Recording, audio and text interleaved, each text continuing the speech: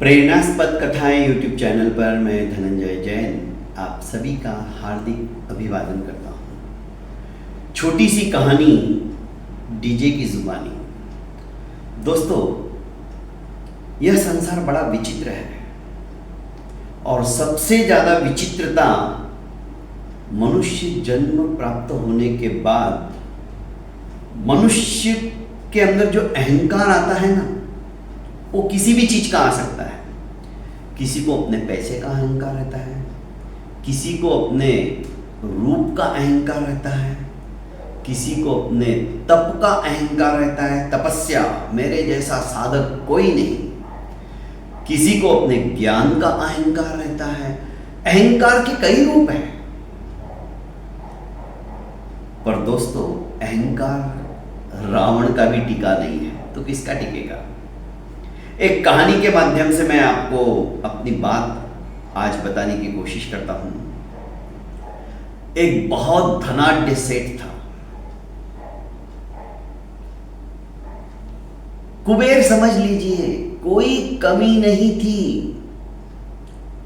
अखुट संपत्ति।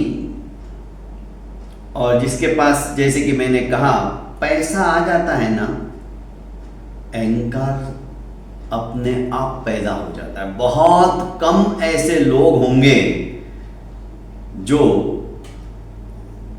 जमीन पे ही रहते हैं, हवा में नहीं उड़ते हैं। अब इस सेठ के पास संपत्ति का कोई पारावार तो था नहीं। एक दिन अपनी गाड़ी के अंदर जा रहा था, घूमता हुआ समुद्र तट की तरफ। उसके इसमें एक एफएम चल रहा था, रेडियो चल रहा था गाड़ी में। एफएम पे एक महात्मा का प्रवचन शुरू था। वो महात्मा ने प्रवचन देते देते कहा कि ये संसार झूठा है, सारी माया सपने जैसी है। इस संसार से कोई भी व्यक्ति एक फूटी कौड़ी भी अपने साथ लेकर नहीं गया है। इसलिए भाग्यशालियों, सुधर जाओ। जिंदगी के अंदर तुम ऐसा कुछ काम करो जिससे कि तुम्हारा जीवन सफल हो जाए। धन दौलत के पीछे ज्यादा भागो मत। कोई भी इसे अपने साथ लेकर नहीं गया है, सब यहीं छोड़कर गया है। तो क्यों अपना कीमती समय व्यर्थ के द्रव्य को एकत्रित करने में लगा रहे हो। ये परेशान हो गया सेठ, ऐसे कैसे हो सकता है। मैं इस सिद्धांत को बदल के रख दूंगा। मेरे पास क्या कमी है और दौलत से क्या नहीं हो सकता है, सब कुछ कर सकता हूं। उसने अपने ही फैक्ट्री के अलग अलग ऐसे 10,000 व्यक्तियों को प्रातःकाल एक बहुत बड़े मैदान में आने के लिए आदेश दे दिया। सभी लोग आ गए। उसने घोषणा की कि देखो, जो मुझे एक सुंदर सी आइडिया देगा, जिसकी बात में दम होना चाहिए और वो हकीकत में भी परिणीत होना चाहिए, उसे मैं 1 करोड़ रुपए का इनाम दूंगा। अब 1 करोड़ रुपए का नाम सुनते ही सभी कर्मचारियों के तो कान खड़े हो गए। 1 करोड़ रुपया। सभी ने एक साथ कहा, बोलिए किस बारे में आपको आइडिया चाहिए। उसने कहा, देखो, ये जो मेरी सारी दौलत है, ये मैंने बहुत मेहनत से कमाई है और आज उसी की बदौलत तुम लोग भी अपना अपना घर और पेट भर रहे हो। मैं चाहता हूं कि आज तक जिसने जो काम नहीं किया वो मैं करूं। मेरे साथ में ये दौलत ऊपर भी जानी चाहिए। इसके लिए मुझे तुम कुछ आइडिया सजेस्ट करो। कर्मचारी तो सेठ के सामने कुछ बोल नहीं सकते थे, पर मन ही मन समझ गए कि अब सेठ का ऊपर का स्क्रू ढीला हो गया है। सारा संसार जानता है कि इंसान क्या प्राणी मात्र खाली आया है, खाली जाएगा। पर इस सेठ को तो पागलपन का दौरा आ गया है। ये नहीं जानता कि वो क्या बोल रहा है। सब चुप रहे। सब अपने अपने स्थान पर अपने अपने काम पर चले गए। 1 महीने तक ये परेशान रहा। इसको बार बार उन्हीं महात्मा का जो रेडियो के अंदर स्पीच चल रहा था, प्रवचन चल रहा था, वही उसके कर्ण रंध्रों के अंदर गुंजरित हो रहा था। बार बार वही बात, साथ में कुछ जाने वाला नहीं है, सब इधर ही छोड़ के जाओगे। तो क्यों इस तरह से अपनी जिंदगी को बर्बाद कर रहे हो? क्यों कीमती समय तुम व्यर्थ गंवा रहे हो? वही उपदेश। पर इसने कहा नहीं, उस महात्मा की बात को मैं झुठला के रख दूंगा। 1 महीना हो गया, कोई भी आइडिया नहीं लाया। आखिर उसने पूरे गांव के अंदर डिंडोरा पिटवा दिया। जो सेठ को पैसा ऊपर ले जाने के लिए कोई तरकीब बताएगा, आइडिया देगा, उसको सेठ 1 करोड़ नहीं, अब 5 करोड़ रुपए देगा। अब तो नगर में चर्चा का विषय बन गया। एक ऐसा ही सुलझा हुआ व्यक्ति, बुद्धिमान था, सेठ को उसने कहलवाया कि सेठ तुम्हारे को मैं वो आइडिया दे सकता हूं।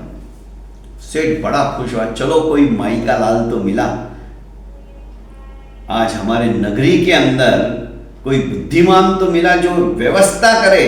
अब मैं अपनी सारी दौलत आराम से ऊपर ले जाऊंगा, क्योंकि सामने वाले को उसके बदले में मैं 5 करोड़ रुपए दे रहा हूं। इस व्यक्ति ने कहा कि सेठ पहले 5 करोड़ रुपए जमा करो और मेरी बात तुम्हें ही नहीं सबको मंजूर होगी। सेठ बड़ा खुश हुआ, क्योंकि इसका आत्मविश्वास बोल रहा था। इसने कहा 5 करोड़ की तो बात है, मैं तुम्हें 5 नहीं 6 करोड़ देता हूं। और उसने अपने मुनीम जी को आदेश दिया कि 6 करोड़ लाके इसे दे दो तुरंत। 6 करोड़ लेने के बाद में इस व्यक्ति ने कहा कि देखो सेठ, क्या तुम कभी अमेरिका गए हो? क्या हाँ गया हूं। तो वहां पे क्या अपने इंडिया के रुपए चलते हैं? अरे कॉमन सेंस की बात करना यार तू। मैं तो तुझे समझ रहा था कि तू बहुत बड़ा ज्ञानी आत्मा है, मेरे को रास्ता दिखाने वाला। तू कुछ भी सवाल क्या पूछ रहा है? अरे भला यहाँ के रुपए वहां क्यों चलेंगे? मैं यहाँ के रुपयों को कन्वर्ट करता हूं डॉलर के अंदर, और वहां पे डॉलर चलते हैं। डॉलर से हम कुछ भी कर सकते हैं, कोई भी चीज खरीद सकते हैं। ओके, आप लंदन गए हो? अरे गया हूं, पर तू ये सब क्यों पूछ रहा है? वहां पे क्या करते हो? रुपए के बदले पौंड। Okay, Dubai? अरे यार फिर वही बात, वहां दिरहम। इटली, यूरोप, वहां पे भी गए हो? अरे यार तुझे एक ही बात बार बार बार बार क्यों पूछ रहा है तू? सारी जनता देख रही थी, वहां पे यूरो चलता है। तो सेठ जैसे अलग अलग कंट्री के अंदर हमारे रुपए के बदले अलग अलग करेंसी चलती है और उसको हमें कन्वर्ट करना पड़ता है, तब कहीं जाकर हम वहां पे खा सकते, पी सकते, रह सकते, कुछ खरीद सकते हैं, वरना बड़ी मुश्किल हो जाएगी। उसने कहा हाँ ठीक इसी तरह आपको ये सारी दौलत अपने साथ ऊपर ले जानी है, तो उसके लिए भी आपको कन्वर्ट करना पड़ेगा पुण्य के अंदर।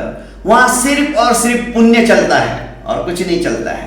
पुण्य के अंदर इस पैसे को कन्वर्ट करो और उसके लिए ज्यादा से ज्यादा अपने हाथों से दान दो, पुण्य होगा। अन्नदान दो, दान के कई प्रकार, भूखे को भोजन और प्यासे को पानी, इससे बढ़कर कोई पुण्य का काम नहीं है। तो अन्नदान दो, असहायों की सहायता करो, गरीबों को 2 समय का भोजन के लिए भंडारा खोल दो।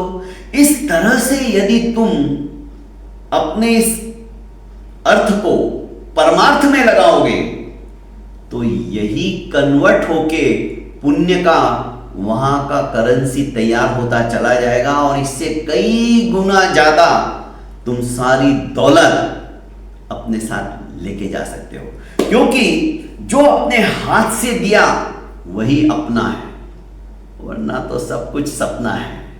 दोस्तों कहानी छोटी सी है पर कहानी इतनी मार्मिक है, हृदय स्पर्शी है कि जीवन के अंदर यदि हमें भी कुछ करना है, जीवन को सफल बनाना है, तो ये पुण्य हमें अर्जित करना ही होगा, क्योंकि यही करेंसी ऊपर भी चलने वाली है। बहुत बहुत धन्यवाद।